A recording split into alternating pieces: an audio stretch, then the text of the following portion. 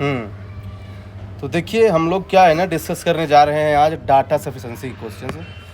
तो देखिए data sufficiency question में मैं आपको एक चीज़ पहले बता दूं, लोगों का मिसकंसेप्शन है वो मैं हवाले हटा दूं कि लोगों का मिसकंसेप्शन ये है कि जो स्टेटमेंट पहले एक क्वेश्चन दिया रहेगा, क्वेश्चन उस क्वेश्चन के बेस है ना, उस क्वेश्चन को सही करने के लिए है ना 2 या 3 स्टेटमेंट दिया रहता है ना। अब क्या है कि पहले हमको इंडिविजुअली चेक करना होता है कि इस इंडिविजुअल स्टेटमेंट से क्या आंसर आ जाएगा कि नहीं आएगा। अगर इससे नहीं आया तो फिर हम जो है ना जब दूसरा से देखेंगे ना तो पहले वाले को बिल्कुल भूल जाएंगे। लोग गलती यहाँ पे करते हैं, लोग क्या दोनों को शुरू में ही मिक्स कर देते हैं और सीधे आंसर गलत आ जाता है। तो आपको जो है ना फिर दोनों से आंसर नहीं आ रहा है ना इंडिविजुअली, तब जाके दोनों को मिक्स करना है। तो ये चीज़ हमेशा ध्यान रखिएगा। दूसरी चीज़ कि हमको यूनिक आंसर चाहिए। मतलब कि यदि मान लीजिए कि कोई क्वेश्चन दिया है और एक क्वेश्चन से 4 आंसर आया और दूसरे स्टेटमेंट से 5 आंसर आया। मान लीजिए कोई क्वेश्चन दिया है और फर्स्ट स्टेटमेंट से उसी क्वेश्चन का 4 आंसर आया और दूसरे स्टेटमेंट से 5 आंसर आया, तो आप आंसर क्या लगाएंगे? आइदर लगाएंगे। मतलब चूंकि दोनों से आंसर आ रहा है हमारा ना, तो फिर आइदर लगाएंगे। नहीं, आप समझ नहीं पाए एक्चुअली यार। क्वेश्चन ये बोल रहा था कि क्या इसकी मदद से क्वेश्चन लाया जा सकता है, तो हम स्टेटमेंट 1 से अकेले आंसर ला लिए ना। हाँ, मतलब स्टेटमेंट 1 से अलग आंसर आ रहा है, स्टेटमेंट 2 से अलग आंसर आ रहा है, मतलब एक ही स्टेटमेंट से 2 अलग आंसर ना आए हमको, तब होता है डाटा इनसफिशिएंट। देखिए आप भी कंफ्यूज हैं। आई रिपीट, मैं ये बोल रहा हूँ कि कोई क्वेश्चन दिया है, अब बताता है कि इस क्वेश्चन का आंसर लाया जा सकता है जो नीचे दिए गए स्टेटमेंट है, और फर्स्ट स्टेटमेंट से हमने आंसर लाया 4, दूसरे से आंसर लाया 5, तो यानी दोनों से आंसर आ गया ना, यानी आइदर होगा। यहाँ पे ज़रूरी नहीं कि हमारा सेम आंसर हो। लोगों का ये बहुत बड़ा मिसकंसेप्शन है कि हमारा सेम आंसर आएगा तभी। हाँ, अगर एक ही स्टेटमेंट से 2 अलग आंसर आ रहे हैं ना, तब होता है डाटा इनसफिशिएंट। हाँ, एक ही स्टेटमेंट से अगर एक यूनिक आंसर आ रहा है तो हमारा आंसर सफिशिएंट माना जाएगा। अगर मान लीजिए ऐसा हो गया कि कोई क्वेश्चन दिया है और एक स्टेटमेंट से हमारा आंसर आ गया, ठीक ना, और जो और दिया स्टेटमेंट 2 और 3, तो 2 और 3 को कंबाइन करके आंसर आ रहा है, तो फिर हम आंसर क्या लगाएंगे?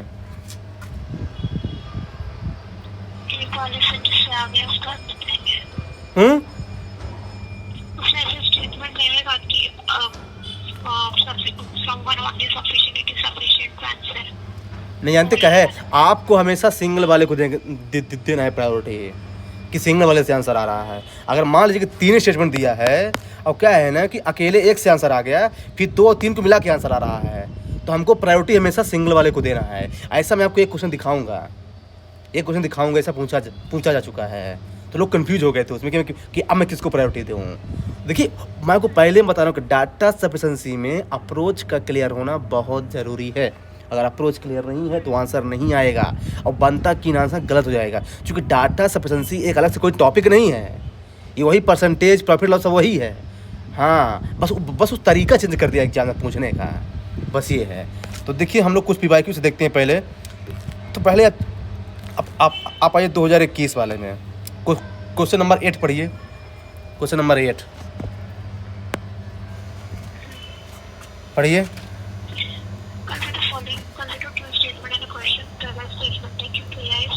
नहीं, पहले क्वेश्चन पढ़िए। देखिए गलती आप भी कर दिए। मैंने क्या बोला, पहले क्वेश्चन पढ़ने के लिए, आप पहले स्टेटमेंट पढ़ रहे हैं। क्वेश्चन कहाँ है? ये है क्वेश्चन। हाँ पढ़िए।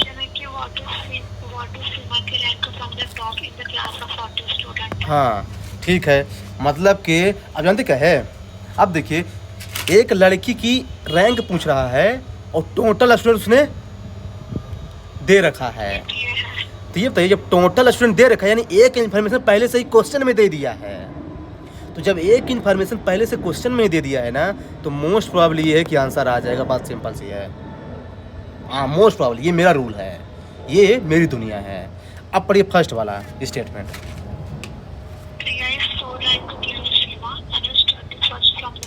अब देखिए ये बोल रहा है कि जो प्रिया का रैंक है ना वो नीचे से 4 है ना, मतलब नहीं नीचे से 4 नहीं है, सीमा से 4 रैंक बिलो है और 31st फ्रॉम द बॉटम है, ठीक ना।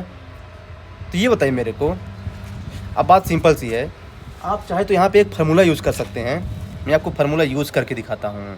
देखिए, टोटल इक्वल टू क्या होता है, टॉप प्लस बॉटम माइनस 1, ये होता है फार्मूला। टोटल, अगर टोटल नंबर निकालना हो हमको किसी भी रैंकिंग में, ये फार्मूला है। टोटल नंबर निकालना हो तो टॉप प्लस बॉटम माइनस 1।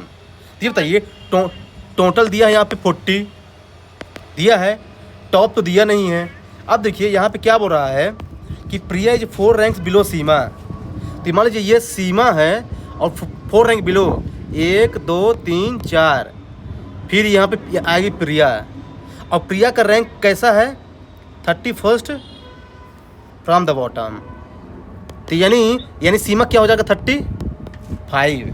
तो अब बताइए यहाँ पे टॉप तो निकालना है, बॉटम का 35 दिया है -1।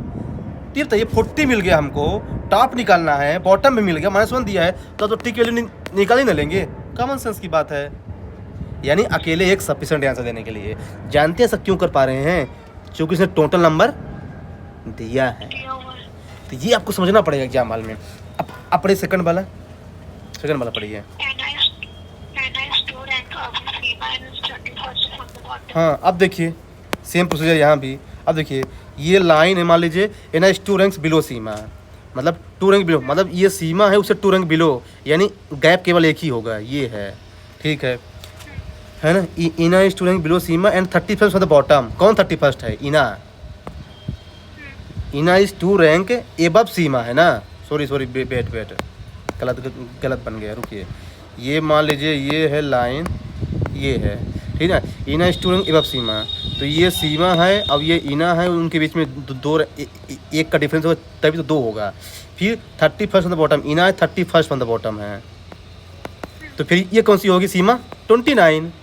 तो देखिए यहाँ भी मिल गया, टोटल 40 है, और है ना बॉटम जो है 29 मिल गया। अब निकाल देंगे इसी प्रॉब्लम से, total equal to top plus bottom -1, इससे आंसर आ जाएगा। तो देख रहे हैं ना बेसिकली क्या है ना, हम अब क्या है ना, कुछ लोग क्या है ना मेला लगाएंगे, कुछ लोग क्या है ना कि यहाँ क्या है ना पूरा सॉल्व भी करेंगे। अरे भाई, डाटा सफिशिएंसी में हमको ये पता करना है कि हमारा आंसर इतने स्टेटमेंट से आ रहा है कि नहीं आ रहा है, बस ये समझना है। ये छोटी सी गलती एग्जाम हॉल में बड़ी भारी पड़ सकती है, बस ये ध्यान रखना है, बस हो गया। तो हाँ, तो ये ध्यान रखना है कि चूँकि हमको एक इन्फॉर्मेशन उसने ऑलरेडी दे रखा था, इसलिए आंसर आ गया है। अब पढ़िए क्वेश्चन नंबर 9। क्वेश्चन नंबर 9 पढ़िए। हाँ, अब देखिए, who is heaviest among ABCD। कितने लोग हैं, 5 लोग के बीच में कौन हैवीएस्ट है, 5 लोग के बीच में। देखिए मतलब कि जो है ना यहाँ पे आपको कंपेरिजन करना है साइज का, पहली बात है, ठीक है ना। अब पढ़िए स्टेटमेंट फर्स्ट।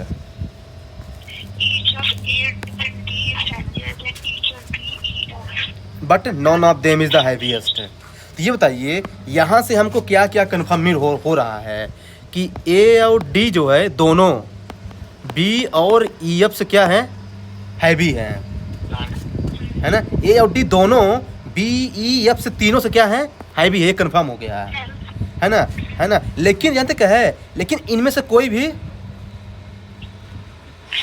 हैवीएस्ट नहीं है। तो ये बताइए हमारे पास 5 लोग ही हैं, A B C D, अरे A B C D E, उसमें से A D B E के बारे में हमको इंफॉर्मेशन है कि ये हैवी नहीं है, तो बच्चा क्या C, तो C तो हैवीएस्ट हो जाएगा। ये जो है ना, इसका एक आंसर ये भी हो सकता है, इसका आंसर अकेले एक से भी आंसर आ सकता है। जानते क्यों, क्योंकि देखिए ये बोल रहा है कि ADBEF में जब कोई हैवी नहीं है तो बचा क्या, C, तो C तो हैवी हो ही जाएगा यार। लेकिन कुछ लोग ऐसा बोल रहे हैं इस क्वेश्चन में कि ये बताइए हमको C के बारे में इन्फॉर्मेशन कहाँ दिया है। इसमें ये बोल रहा है कि A और D में से कोई हैवी नहीं है ना। अब BEF जो है ना A और D से कम हैवी है। अब सेकंड वाला पढ़िए, A is heavier than D। अब A जो है ना D से हैवी है। ध्यान रखना, जब सेकंड वाले को पढ़ना है ना तो फर्स्ट वाले को बिल्कुल भूल जाइए, दिमाग से निकाल दीजिए उसको। लोग बहुत बड़ी गलती करते हैं, शुरू में ही मर्ज कर देते हैं, तो मैं फर्स्ट वाले को भूल गया। A is heavier than D but is lighter than C, लेकिन C जो है ना A से लाइटर है। तो हमको जो है ना E के बारे में इन्फॉर्मेशन ही नहीं दिया है, तो सेकंड से तो और आंसर नहीं आएगा। अब देखिए, अब क्वेश्चन पढ़िए, who is the heaviest among A. अब दोनों को मर्ज कीजिए, तो ये बताइए A D B E F से बड़ा है और ए से बड़ा सी है, तो सी क्या हो जाएगा, सबसे बड़ा हो जाएगा। तो कुछ लोग ये बोल रहे हैं कि दोनों के दोनों से आंसर आएगा, तो इसका आंसर जो है ना दोनों आ रहा है, जो आपको मानना है। लेकिन मैं बोलूँगा कि इसका आंसर आप जो है ना सी लगाइए, दोनों से आंसर आएगा, परफेक्ट है ना। चूँकि देखिए ए1 थोड़ा सा डाउट है, और यूपीएससी क्या इसका इंटरप्रिटेशन मांगे ना वो उस पर डिपेंड करता है। पर मेरा जो अगर पर्सनल ओपिनियन है तो मैं इसका आंसर सी मानूंगा, दोनों से आंसर आ जाएगा। अब पढ़िए क्वेश्चन नंबर 10।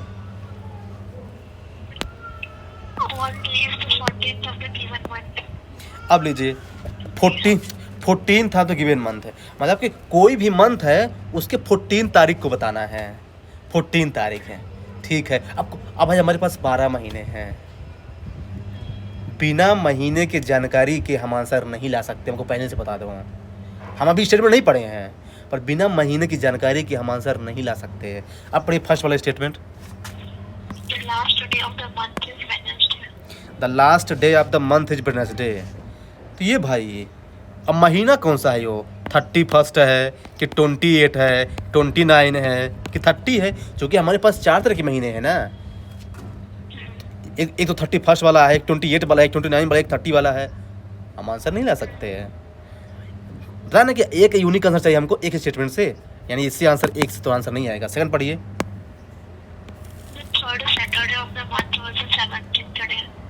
अब देखिए इसको देखिए, अब देखिए यहाँ पे जानते आपको पता है यहाँ पे 2 इन्फॉर्मेशन दिया है, एक तो दिया है डे सैटरडे है और एक 17 दिया है, यानी हमको उसने रेफरेंस टाइम दे दिया है। क्या दे दिया है, रेफरेंस टाइम। तो जब रेफरेंस टाइम दे दिया है तो हम आंसर तो ला ही नहीं लेंगे ना भाई, इतना बेवकूफ़ थोड़ी है। ये बताइए जब 17 क्या है, सैटरडे है, तो 16 क्या होगा, फ्राइडे होगा, और 15 क्या होगा, थर्सडे होगा, 14 क्या होगा, वेडनेसडे होगा। ये लीजिए 14 तो पूछ रहा है, लीजिए लगा लिया मेला। तो हमको ऐसे एनालिसिस करना है पीवाईक्यू को कि हाँ मतलब कि कैसे इसका कंसेप्ट पूछ रहा है एग्जामिनर, बस हो गया। मैं आपको पहले बता दूँ कि जब तक हमको महीना पता नहीं चलेगा ना हम इसका आंसर नहीं आएगा। उसने रेफरेंस पॉइंट दे दिया है 17 है, यानी उसने डेट और डे दोनों एक साथ दे दिया है, डेट एंड डे दोनों एक साथ दे दिया है, इसलिए आंसर आया है। हाँ, क्वेश्चन नंबर 11 पढ़िए।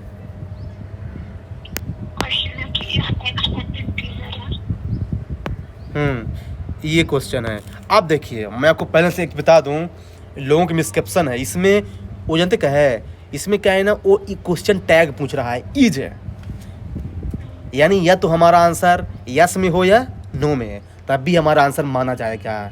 मतलब आपने समझे इसका मतलब, वो बोला है कि इज एक्स इंटीजर, मतलब हमको क्लियर या तो यस मिल जाए या फिर क्लियर नो मिल जाए। लेकिन हमको दुविधा में नहीं। जैसे मैं आपसे पूछूं कि आप आज मूवी देखने चलेंगे, तो आप बोलेंगे कि नहीं, फिर बोलते हैं नो, नहीं, yes yes no yes no, मैं बोलूँगा ए यार ये क्या उनसी बात है, हो गई यार, अब क्लियर आंसर बताइए ना। तो वो है मतलब कि हमको या तो यस में ही क्लियर चाहिए या फिर नो में ही क्लियर चाहिए, क्योंकि भाई टिकट बुक करना पड़ेगा ना। हाँ, तो वही बोल रहा है कि इज एक्शन इंटीजर, या तो हमको यस में ही क्लियर दे दो या फिर नो में क्लियर दो, हमको दोनों के साथ आंसर नहीं चाहिए। बात सिंपल सी है, लोग यहाँ पे गलती करते हैं। अब आपको बताता हूँ, देखिए अब पढ़िए फर्स्ट वाला। अब देखिए x/3 is not an integer. अब देखिए है, अब इसको तो क्या मैं मेला लगा के प्रूव करता हूँ, थोड़ा मेला लगा लेता हूँ। ये बताइए मैं शुरू में लेता हूँ, रुकिए लगाता हूँ मेला में, रुकिए। हाँ देखिए, मैं x की वैल्यू मान लीजिए पहले लेता हूँ 1 है ना, और दूसरी वैल्यू लेता हूँ 1/3, ठीक ना। ये बताइए 1 जो है ना इंटीजर है कि नहीं, और 1/3 इंटीजर नहीं है। इंटीजर का मतलब ये होता है कि नंबर या माइनस में हो या 0 हो या पॉजिटिव में हो, पर फ्रैक्शन या फिर पॉइंट में नहीं होना चाहिए, ठीक है। तो मैं x की वैल्यू को 1 मान रहा हूँ, तो जब x की वैल्यू को 1 मानता हूँ तो क्या हो जाएगा फर्स्ट स्टेटमेंट से 1/3, तो ये तो इंटीजर नहीं है, यानी तो सही हो गया, फर्स्ट राइट है। अब मैं x के स्थान पे 1/3 रखता हूँ, तो 1/3 रखता हूँ इसके पे, तो ये हो जाएगा 1/3 और बाय 3, तो हो जाएगा 1/9, तो ये भी इंटीजर नहीं है। ये भी दोनों से हमारा आंसर क्या आ रहा है, इंटीजर नहीं है। एक से आ रहा है और एक से नहीं नहीं नहीं, चुप क्यों, 1/3 और 1/9 आया तो यार यक्स के दोनों कंडीशन में ये तो है कि दोनों में ये तो है दो, कि इंटीजर हाँ हाँ, नहीं आएगा। दोनों में ये प्रूव हो गया, दोनों में ये प्रूव हो गया कि इंटीजर नहीं है, पर माने दोनों में वैल्यू अलग अलग रखा है ना। एक में रखा है यस के स्थान पे 1 और एक में क्या रखा है 1/3। अब मैंने क्या बोला था कि हमको यूनिक वैल्यू चाहिए, यानी एक से आंसर नहीं आएगा। पहली बात है, यहाँ पे बता था ना कि ये क्वेश्चन ट्रिकी है, था ना, इसमें लोग गलती करते हैं। मैंने पहले वाले में एक्स के स्थान पे 1 रखा तो वो भी इंटीजर नहीं है, एक्स के स्थान पे 1/3 रखा तो 1/9 आया, ये भी इंटीजर नहीं है। लेकिन दोनों में मैंने एक्स की अलग अलग वैल्यू रखा है और हमको सेम वैल्यू में सेम आंसर चाहिए, इसलिए इसका आंसर जो है ना फर्स्ट वाला सफिशिएंट नहीं है। समझ में आपको ये? हाँ, अब सेकंड वाला पढ़िए। सेकंड पढ़िए, second. 3x is an integer। हाँ, अब 3x इज इंटीजर। तो चलिए वही वैल्यू फिक्स रखता हूँ मैं, 3 है, यस के समय पहले 1 रखता हूँ, ठीक क्या हो गया, ये 3 आ गया है, यानी ये इंटीजर नहीं है। अरे मतलब ये इंटीजर है, ये इंटीजर है। अब मैं अब 3 के सामने, अब मैं ये यस के सामने फिर सकता हूँ 1/3, तो ये आ गया 1, ये भी इंटीजर है। लेकिन आंसर दोनों में इंटीजर आ गया है, लेकिन मैंने दोनों की वैल्यू फिर से अलग अलग रखी है, यानी आंसर नहीं आएगा दोनों से। और दोनों को मर्ज कर देंगे तब भी आंसर हमको दिख रहा है भाई। जानते क्या है, बात सिंपल सी है कि मैंने शुरू में एक्स के स्थान पर 1 रखा तो है ना, तब भी आंसर वही आ रहा है। 1/3 रखा एक्स के स्थान पे, तब भी आंसर वही आ रहा है। यानी हमने एक्स की अलग अलग वैल्यू रखी ना, तो कैसे यूनिक हो गया वो, इसलिए जो है ना इसका आंसर जो है ना इनसफिशिएंट बताया जाएगा। और लोग गलती यहाँ पे ये करेंगे कि चूँकि प्रूव हो जा रहा है तो जो है ना ये मतलब सफिशिएंट है। 100% लोग गलतियाँ पे करेंगे, मैं आपको लिख के देता हूँ, आप किसी से पूछ लीजिए, जिसका कंसेप्ट क्लियर नहीं है वो उसको गलती करेगा। इसको थोड़ा एक बार आप रिवाइंड कीजिएगा, समझ में आ जाएगा। अभी चलता हूँ मैं आगे, क्वेश्चन नंबर 12 पढ़िए।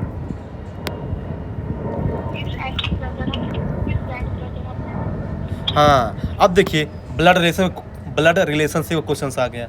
और मेरे इसमें सिंपल सा अप्रोच है कि जब तक हमको जेंडर पता नहीं रहेगा हम आंसर नहीं ला सकते। बात सिंपल सी है, सब बात सिंपल सी है कि ब्लड रिलेशन के क्वेश्चंस में जब तक हमारा जेंडर पता नहीं होगा तो हम आंसर नहीं लाएंगे। अब देखिए फर्स्ट वाले में क्या बोल रहा है कि पढ़िए फर्स्ट वाला। अब देखिए यक्स ब्रदर है बाई का, यानी यक्स का जेंडर पता है हमको कि वो मेल है, और by brother of Z, by brother यानी बाई का जेंडर पता है, लेकिन जेड का जेंडर नहीं पता है हमको, क्योंकि जेड जो है ना भाई और बहन दोनों हो सकता है, अकेले से आंसर नहीं आएगा। बात सिंपल सी है। सेकंड पढ़िए, सिबलिंग। अब सिबलिंग थोड़ा जिसकी इंग्लिश अच्छी होगी तो क्या बोलेगा, सिबलिंग मतलब क्या होता है, भाई या बहन दोनों।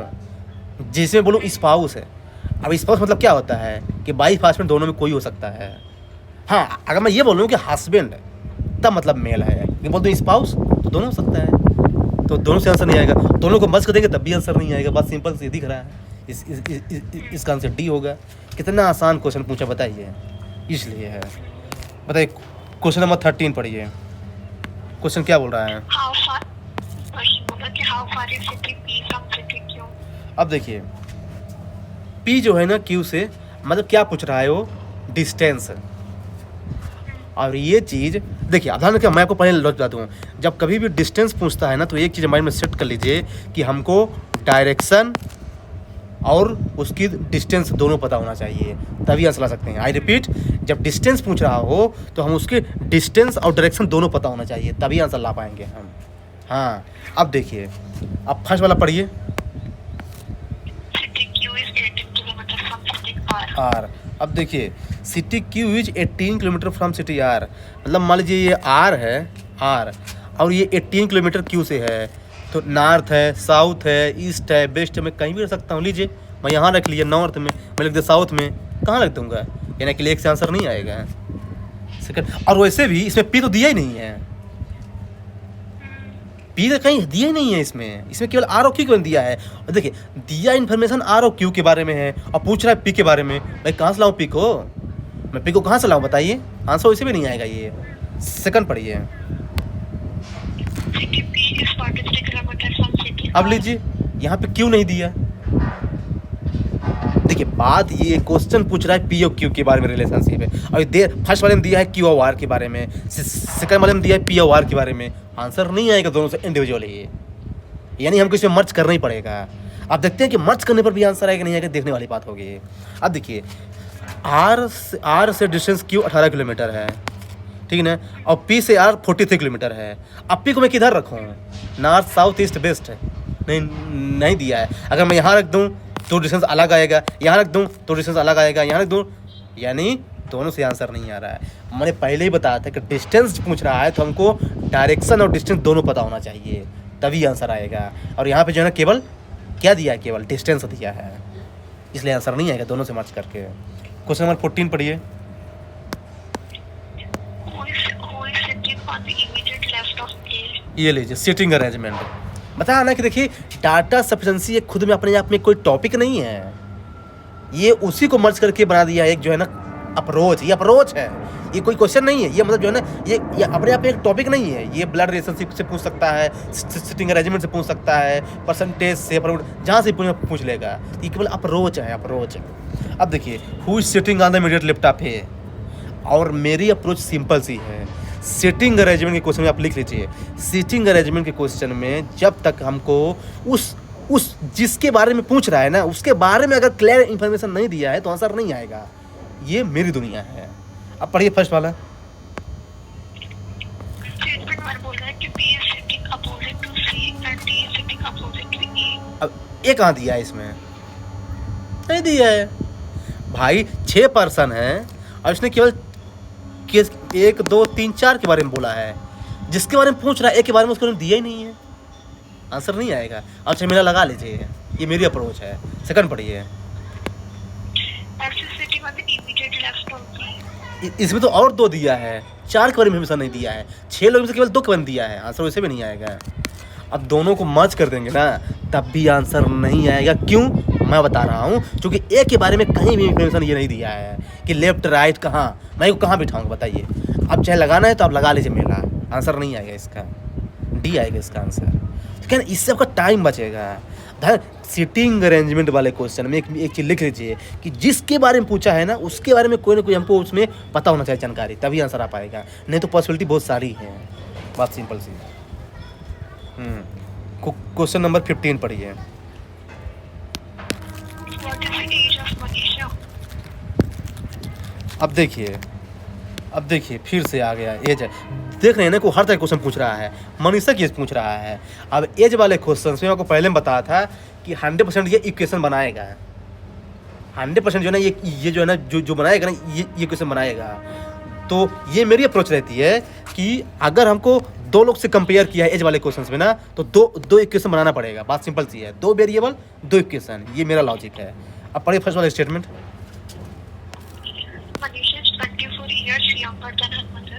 मनीषा जो है वो अपनी मदर से 24 जो है वो यंगर है, तो उसके मदर केस क्या है पता नहीं है ना। जैसे मैं बोलूँ कि मैं अपने पिताजी से 4 साल छोटा हूँ, तो मेरे पिता की एज क्या है भाई, पहले ये तो बताओ। आंसर नहीं आएगा केवल एक से, बस सिंपल सी है, जो केवल एक ही स्टेटमेंट बनाना। अब सेकंड वाला पढ़िए। 5 years later, the ages of the Manisha and her mother will be in the ratio 3:5. 5 years letter, तो मान लीजिए ये मनीषा है 5 ईयर लेटर, अब ये मदर है 5 ईयर लेटर, और उसका रेशियो दिया है 3:5। ये लीजिए बन गया दूसरा इक्वेशन से। तो एक इक्वेशन स्टेटमेंट 1 में है और एक इक्वेशन स्टेटमेंट 2 में है, और वेरिएबल केवल 2 ही है, मदर एंड मनीषा। तो जब 2 इक्वेशन 2 वेरिएबल, आंसर आ जाएगा। No need to solve this question, no need to waste the time. हाँ, आप चाहे अपने सॉल्व कर लीजिएगा, आंसर आ जाएगा। तो ये अप्रोच है बेसिकली। क्वेश्चन नंबर 16 पढ़िए। 6 lecture ABCDE each of 1 hour duration are scheduled between 8 AM to 2 PM. To which lecture is in third period. अब देखिए ये पूछ रहा है कि कौन सा लेक्चर जो है ना थर्ड पीरियड में आएगा, 6 लेक्चर में से। मतलब है कि कब से 8 बजे से 2 बजे तक लेक्चर लगाना है। तो 9, 10, 11, 12, 13, 14, अरे 14 कहाँ से आके 12 के बाद 1 2 लिख देता हूँ, 1 2 ठीक है। मैं तो चलता ट्रेन में चलता, ट्रेन में होता है ना 14, 13, 12, 15, 16 वो वाला। हाँ अब देखिए 6 लेक्चर ठीक है। अब हमको क्या है ना थर्ड लेक्चर, यानी हमको स्पेसिफिक जो है ना 11 बजे कौन सा लेक्चर होगा हमको ये पूछ रहा है, 11 बजे है। तो यानी हमको रेस्ट के बारे में इंफॉर्मेशन पता होना चाहिए, तभी आंसर आ पाएगा। बात सिंपल सी है। फर्स्ट वाला क्या बोल रहा है, पढ़िए। Lecture F is preceded by A and followed by C. तो ये बताइए केवल 3 के बारे में इंफॉर्मेशन दिया है, हम इनको कहीं भी रख सकते हैं ऊपर नीचे, 6 प्लेस में। हमको दिख रहा है भाई आंसर नहीं आएगा इससे। 6 प्लेस में 6 पीरियड में केवल 3 के बारे में इंफॉर्मेशन दिया है, और वो भी कहीं भी रख सकते हैं उनको। मैं first, second, third, fourth, fifth, sixth, answer नहीं आएगा, दिख रहा है हमको। सेकंड पढ़िए। There is no lecture after lecture B. तो ठीक है, मैं लेक्चर बी को रख देता हूँ 1 बजे, तब भी तो आंसर कहाँ से आएगा कि थर्ड में कौन है। हाँ आप दोनों को मर्ज कर दीजिए। तो क्या बोला है फर्स्ट वाले में कि lecture F is preceded by A, है ना, ए एफ एन सी।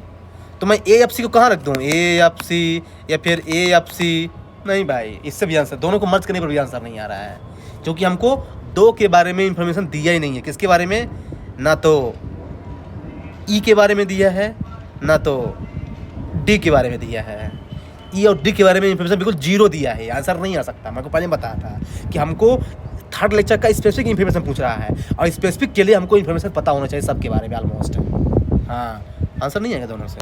तो क्या मैं आपको ये बता रहा हूँ कि आप कैसे टाइम बचा सकते हैं एग्जाम हॉल में, कि इसका आंसर नहीं आ सकता। आपको अपने दिमाग में कैलकुलेट करना पड़ेगा, हर चीज़ को आप प्रूव नहीं कर सकते एग्जाम हॉल में, इसलिए। 17 पढ़िए। Consider the following statement that there are 5 members A, B, C, D, E in a family. What is the relation of E to B? देखिए ये बोल रहा है कि 5 लोग हैं, फिर पूछा ब्लड रिलेशनशिप क्वेश्चन से। ब्लड रिलेशनशिप का क्वेश्चन फिर पूछ दिया। 5 मेंबर हैं, and what is the relation of E to B. E का बी से क्या पूछा है, हाँ देखना। आप हम 4 स्टेटमेंट दिया है, जानते क्या है ऐसे क्वेश्चन जानते क्या है, मेरी अप्रोच 2 रहती है। मैं आपको पहले अप्रोच बताता हूँ। यहाँ पे क्या किया है ना, ई का बी से पूछा है ना। तो ये बताइए कि ये बताइए ई कहाँ है इन 4 में से, बताइए मेरे को।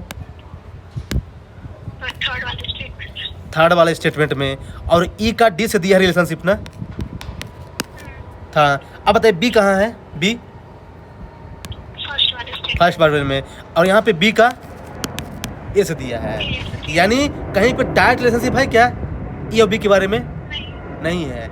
यानी ये चीज़ क्लियर हो गया कि अकेले 1 या 2 से आंसर नहीं आएगा, ये पक्का क्लियर हो गया हमको, ये चीज़ पक्का क्लियर हो गया है। देखिए अगर कोई न कोई कॉमन है तभी आंसर आएगा। जैसे आपको उस दिन मैंने एक क्वेश्चन बताया था, जैसे ये वाला क्वेश्चन है, जैसे ये पूछ रहा है कि यम का यन से क्या रिलेशनशिप है ना। तो ये यहाँ पे यम कहाँ था, ये यक्स का भाई है, यक्स का भाई है, और यन कहाँ है, यन है ना, ये यक्स इज फादर ऑफ यन। यानी यम और यन के बीच में क्या है, यक्स कॉमन आ गया ना, कॉमन आ गया, यानी उन्हीं दोनों की मदद से आंसर आ जाएगा यहाँ। अच्छा चेक कर लीजिए कि अगर यम ब्रदर है यक्स का और यक्स जो है फादर है यन का, तो यानी क्या हो गया, ये दोनों भाई होंगे, यक्स इज फादर ऑफ यन। हाँ तो क्या है यम, ये अंकल हो जाएगा। तो ऐसे कहने कि यहाँ पे जो है ना नहीं दिया है, यानी हमको कुछ लंबा गेम खेलना पड़ेगा यार, हमको कुछ लंबा गेम खेलना पड़ेगा। अब देखिए आप इसमें दूसरा काम क्या कर सकते हैं, ये बताइए। इसमें स्टेटमेंट जानते क्या, मैं आपको इसमें तरीका बताऊँ कैसे सॉल्व करें। जानते क्या है, छोटी सी गलती आपको गलत, क्योंकि मेरा एक फ्रेंड था ना, उसने इस क्वेश्चन को गलत करके आया था एग्जाम हॉल में। हाँ इस क्वेश्चन को गलत करके आया था, जबकि उसका मैथ अच्छा है। जानते हैं मैं बताता हूँ रीज़न क्यों। ये बताइए स्टेटमेंट ए और बी में क्या कॉमन है, ए और बी 1 और 2 में है, कुछ 1 और 2 में बोल रहे हो ना। हाँ कुछ नहीं, नहीं नहीं नहीं, कंक्लूजन वाले स्टेटमेंट वन में, इसमें यहाँ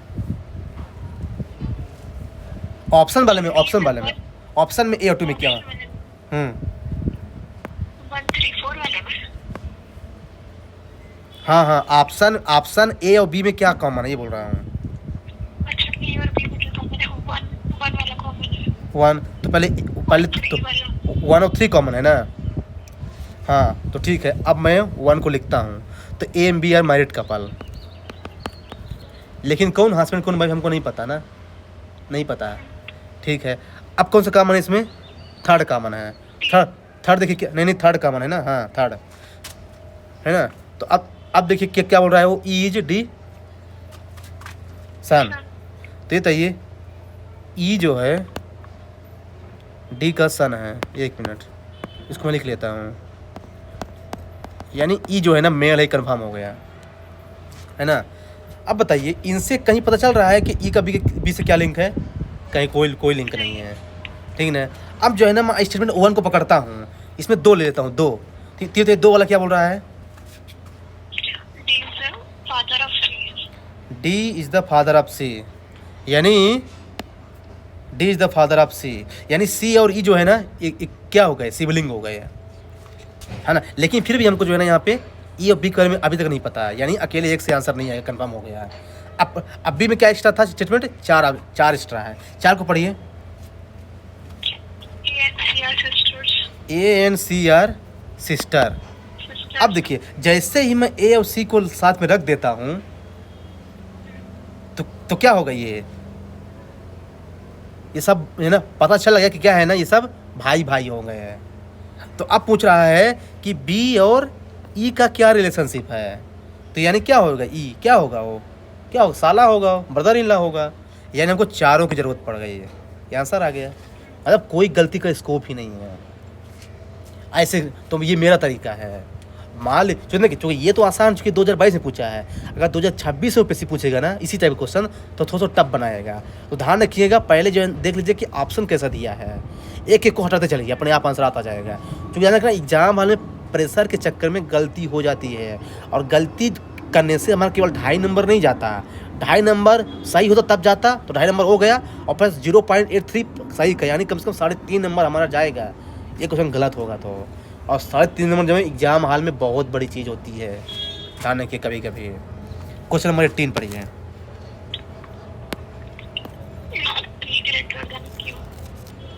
लीजिए फिर इज दे दिया। अब ध्यान समझिएगा, यहाँ पे थोड़ा ट्रैप करते हैं लोग, is P greater than Q. अब देखिए मतलब कि ये तो हम ये प्रूव करते हैं कि पी छोटा है या तो बड़ा, तब भी हमारा आंसर माना जाएगा। ये तो बड़ा ही प्रूव करते हैं, छोटा प्रूव करते हैं। लोग बोलते हैं नहीं हमको बड़ा ही प्रूव करना है। नहीं, ये जो पूछा है, इसमें बोल रहा हूँ कि will you go to movie today, तो आपका आंसर है तो यस होगा, फिर नो ही होगा। तो तब यदि आप यस बोलेंगे तब भी हमको जवाब मिल जाएगा, यदि आप नो बोलेंगे तब भी हमको जवाब मिल जाएगा ना। तो हमको जवाब चाहिए। हाँ, यदि आप दोनों एक साथ बोलेंगे yes no yes no yes no, मैं बोलूँगा ए भाई ये कौन सी बात है यार, क्लियर बताइए ना। ये तो नो बोल दिया, फिर यस बोल दीजिए। तो ये लोगों की गलती, यहाँ पे मिसकंसेप्शन है लोगों का। वो क्या सोचते हैं कि नहीं हमको बड़ा ही प्रूव करना है, हमें इसको छोटा भी प्रूव करें तभी हमारा आंसर आ जाएगा, ऐसी कोई दिक्कत नहीं है। अब पढ़िए फर्स्ट वाला स्टेटमेंट, पढ़िए।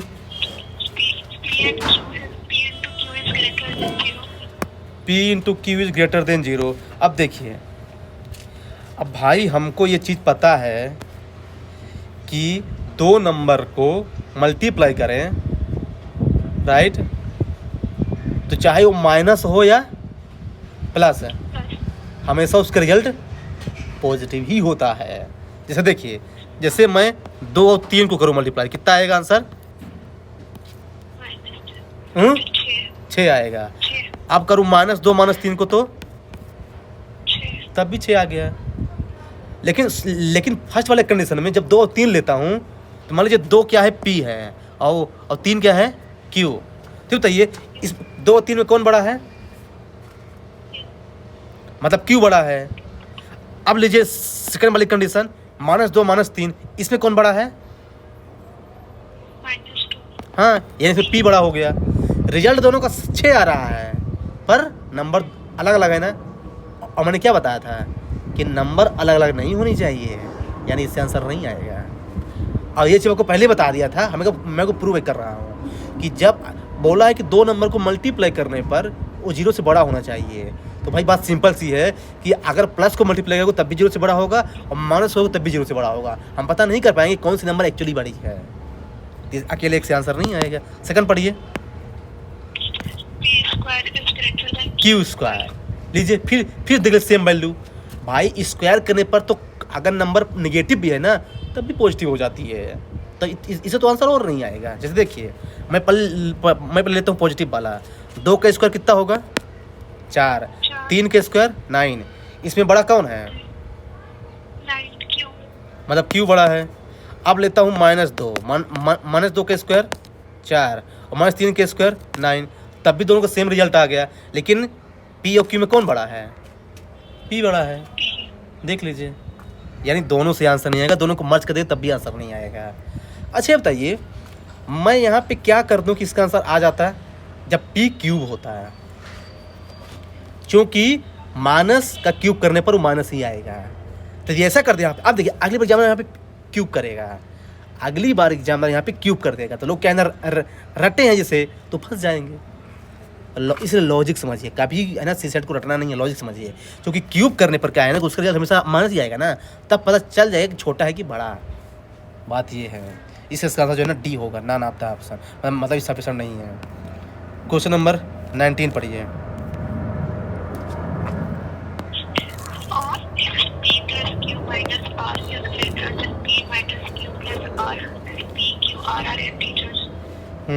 अब देखिए लोग क्या है ना यहाँ पे डर जाएंगे। भाई डरने की बात नहीं है, बात सिंपल सी है, आप मेरी बात समझिए। इसको मैं 2 तरीके से सॉल्व कर सकता हूँ। इसमें 3 वेरिएबल दिया है ना, 3 वेरिएबल दिया है ना, तो उसको मैं पहले सॉर्ट आउट करूँगा, है ना, उसको मैं पहले सॉर्ट आउट करूँगा। देखिए कैसे ये बोल रहा है, क्वेश्चन क्या बोल रहा है कि P plus Q minus R greater than P minus Q plus R। तो ये देखिए P सेम है तो इसको एक कट जाएगा, तो Q minus R greater than Q plus R, Q plus R, ठीक है। नहीं तो P तो कैंसिल कर दिया मैंने ना, P कैंसिल कर दिया। कहाँ पे माइनस आएगा, हाँ माइनस Q प्लस R, ठीक है। अब देखिए कि मैं Q को एक साइड कर लेता हूँ और R को एक साइड, तो हो जाएगा 2Q, है ना, और ये 2R, तो 2 कैंसिल हो गया, यानी QR। ये देखिए Q is greater than R। अब हमको ये प्रूव करना है। देखिए मैं कैसे सिंप्लीफाई कर लिया, और लोग क्या नहीं डर जाते हैं भाई कि बात बहुत बड़ा दे दिया यार, पहाड़ टूट गया। ये मतलब क्या है, मतलब यार अब हमारा टारगेट क्लियर हो गया है कि हमको ये प्रूव करना है कि क्या Q जो है R से बड़ा है, बस हो गया। भाई देखिए एग्जामिनर उल्टा सीधा देता है, मैं इसको सीधा कर लिया, मन ही धारण कर लिया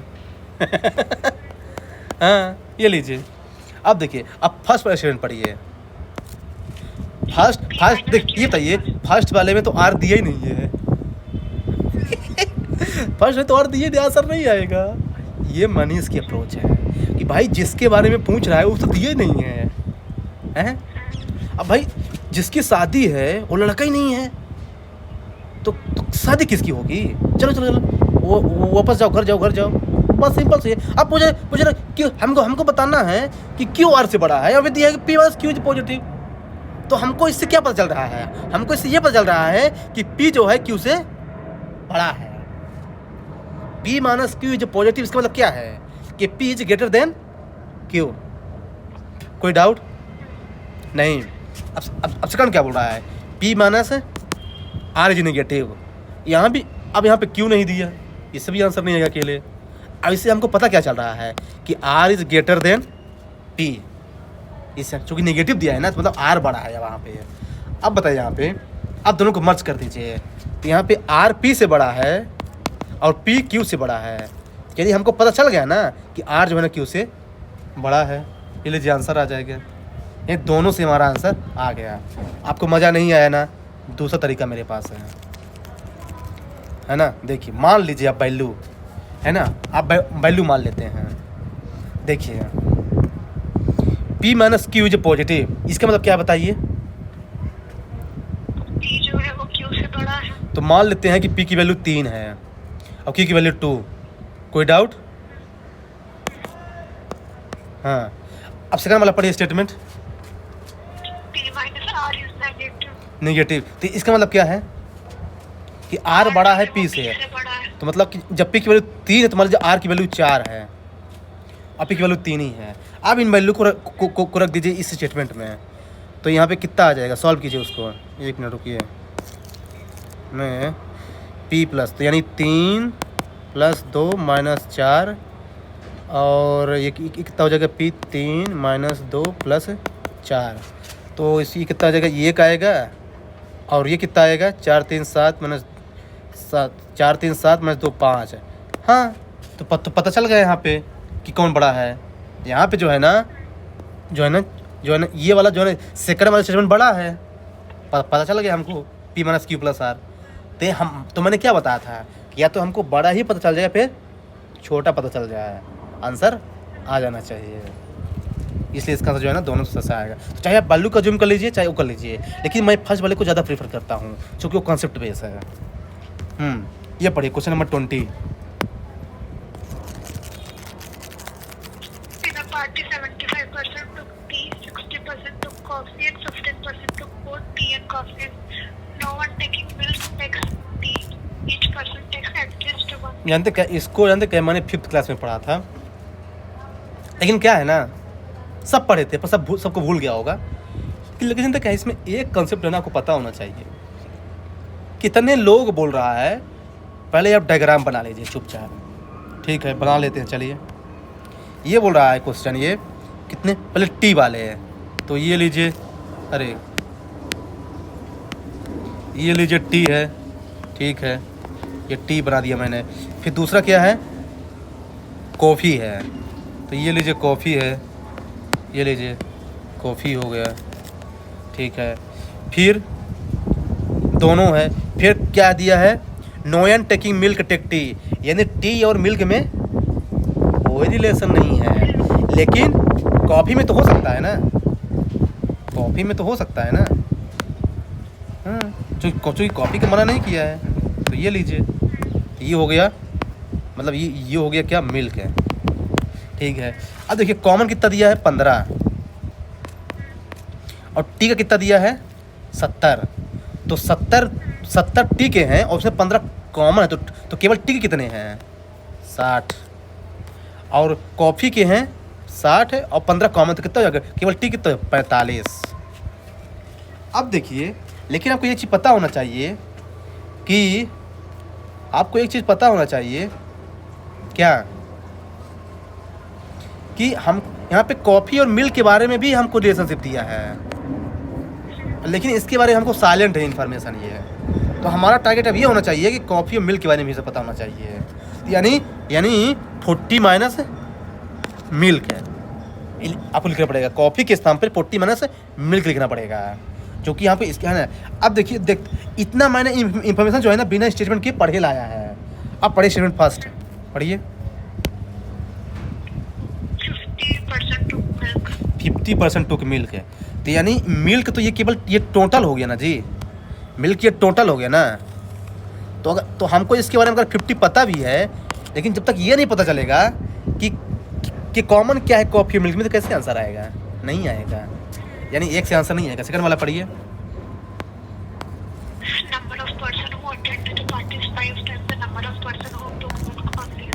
हाँ, ओनली मिल्क, यानी कितने लोग पार्टी को अटेंड किए हैं ना, वो 5 गुना है जो केवल मिल्क लिए हैं, है ना, 5 गुना है जो केवल मिल्क लिए हैं। तो मान लेते हैं कि मिल्क वाले यम है, तो हो गया 5 गुना, तो 5 यम हो गया, इक्वल टू टोटल लोग कितने हैं, तो केवल टी के 60 है, कॉमन 15 हैं, और मतलब कॉफ़ी और जो है ना कॉफ़ी और मिल्क में कॉमन कितना, तो 45 माइनस यम है, और ये हो जाएगा प्लस सी प्लस यम, ये लीजिए इतना आ गया, ठीक ना। तो यम कैंसिल हो जाएगा, तो ये 5 यम इक्वल टू, इसको जोड़े कितना आएगा, 60 120 प्लस सी आ जाएगा। अब ये कितना दिया है,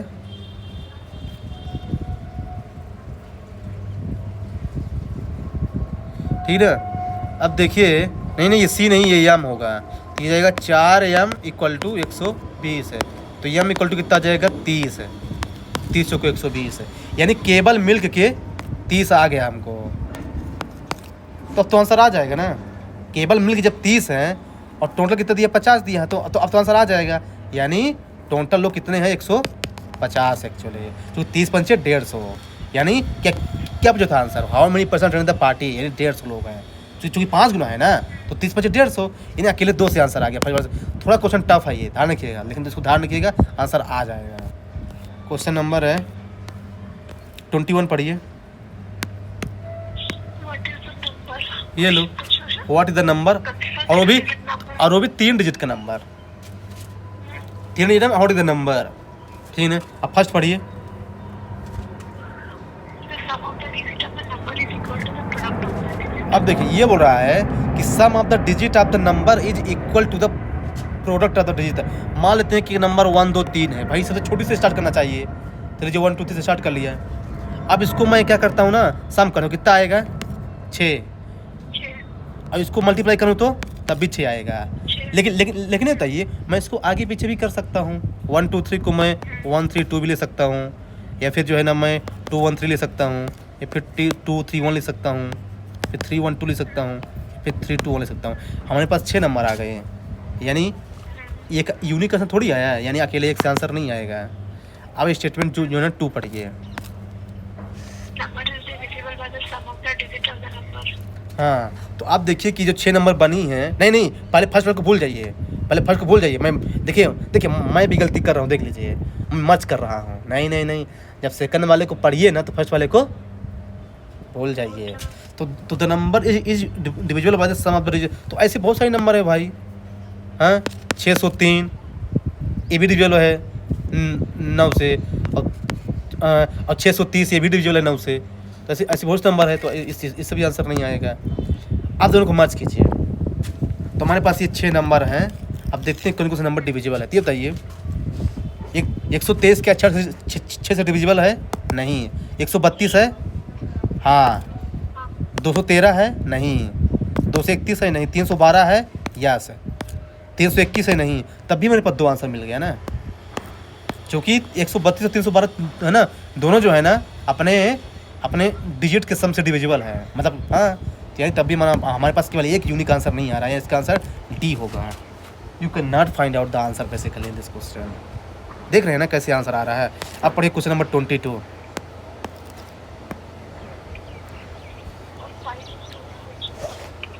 आवाज, हाँ।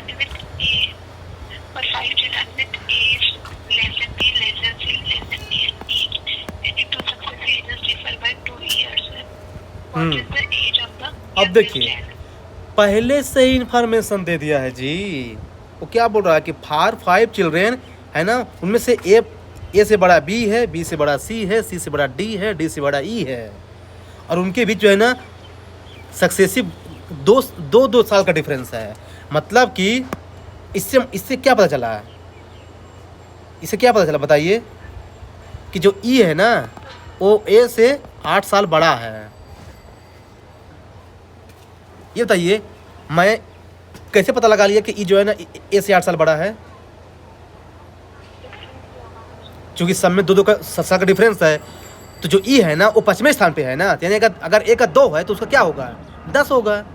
यानी ई जो है ना ए से 8 साल बड़ा है, हमको बिना स्टेटमेंट के पढ़े इतना मिल गया। यानी इसे पॉसिबिलिटी कि इसमें आंसर आ जाएगा, इसमें आंसर नेगेटिव में तो नहीं जाएगा, ये तो कन्फर्म हो गया पहले ही हमको। अब पढ़े स्टेटमेंट 1। हमको पता क्या करना है, यंगेस्ट चाइल्ड का, ठीक है। अब पढ़िए स्टेटमेंट 1 पढ़िए।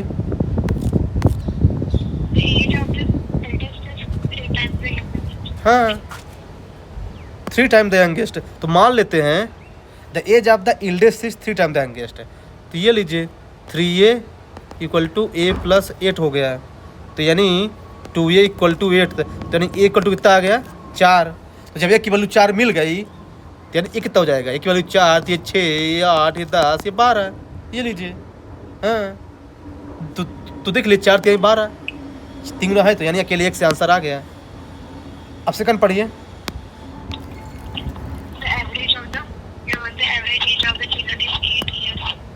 हाँ, जब एवरेज, ये देख 5 लोगों में एवरेज क्या है, थर्ड वाला है। तो जब थर्ड वाले की क्या 8 है, तो उसके आगे वाले का 10 होगा, उसके और आगे वाले का 12 होगा, और उसके पीछे वाले का 6 होगा, उसके और पीछे वाले का 4 होगा, तभी तो आंसर आ जाएगा। है यानी दोनों से इंडिविजुअली आंसर आ रही, आइदर होगा, आइदर। यहाँ पे गलती लोग गलती करते हैं, दाने के लिए ये है। इसका आंसर डी आएगा। क्या आएगा? नहीं, इसका आंसर बी आएगा ना, आइदर। हाँ, बी आइदर होगा। क्वेश्चन नंबर 23 पढ़िए। What are the values of m and n where m and n are natural numbers? Yes, very good question. ये इस क्वेश्चन को मैं लाइक करता हूँ, जो बनाया है ना बहुत अच्छा क्वेश्चन बनाया है। अब हमको एम और एन की वैल्यू निकालना है। देखते हैं, फर्स्ट वाला पढ़िए। m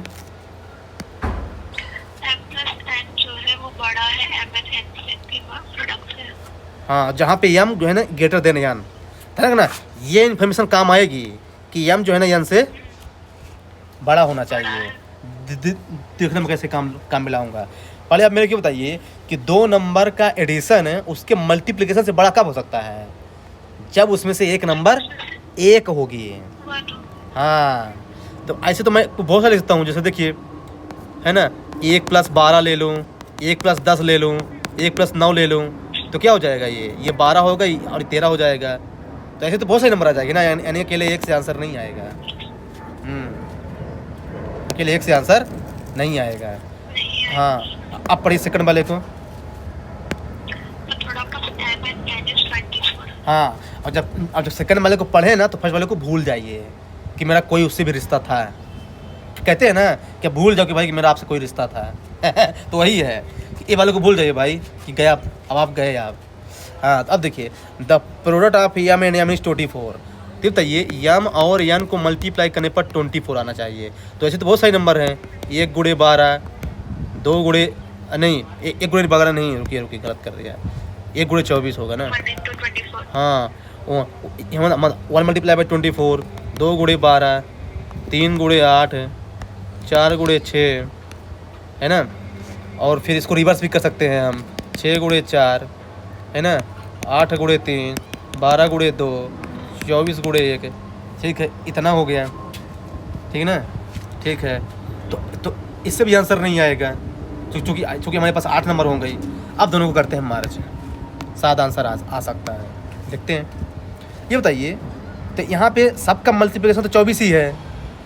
सबका मल्टीप्लिकेशन क्या है यहाँ पे, 24 ही है। अब देखते हैं कि किसका जो है ना, जो एडिशन है 24 से ज़्यादा है। तो फर्स्ट वाले का क्या है, 25, सेकंड वाले क्या है 14, और थर्ड वाले क्या है 11, इसका 10 है, इसका भी 10, इसका 11, इसका 14 और इसका 25। यानी दो में 25 आ गया। 1 × 24 में 25 आ गया और 24 × 1 में भी 25 आ गया। लेकिन मैंने बताया था ना कि वो इन्फॉर्मेशन काम आएगी। अब पढ़िए फर्स्ट वाले के लास्ट में क्या लिखा है, यम should be greater than, yes, यानी 24 × 1 होगा और 1 × 24 रूल आउट हो गया। ये लीजिए, इसलिए बोला था कि देखिए, लोग समझते हैं कि नहीं यूपीएससी ऐसे मेला लगाने के लिए दे दिया है इन्फॉर्मेशन। ये भाई अपना दिमाग क्यों खोजा करेगा कि मैं ऐसे दे देगा स्टेटमेंट। ध्यान रखिए एक स्टेटमेंट हमेशा जो है ना यूजफुल होता है, चाहे जीएस हो सीसैट, हमेशा एक स्टेटमेंट को हमेशा हाईलाइट करके पढ़िए कि इसका क्या यूज हो सकता है। हमेशा ध्यान रखिएगा, मतलब इसका आंसर दोनों से आंसर आ जाएगा। अब पढ़िए स्टेटमेंट है, आई मीन क्वेश्चन 24। लीजिए, टाइम निकालना है। तो भाई हमने टाइम इक्वल टू क्या पढ़ा था, स्पीड, डिस्टेंस अपॉन स्पीड, है ना। तो यानी हमको 2 इन्फॉर्मेशन पता होना चाहिए अगर टाइम निकालना है तो। 2 इन्फॉर्मेशन, फर्स्ट वाला पढ़िए। यहाँ पे तो साइज दिया है भाई, रेट क्या है नहीं पता, आंसर नहीं आएगा अकेले 1 से। सेकंड पढ़िए।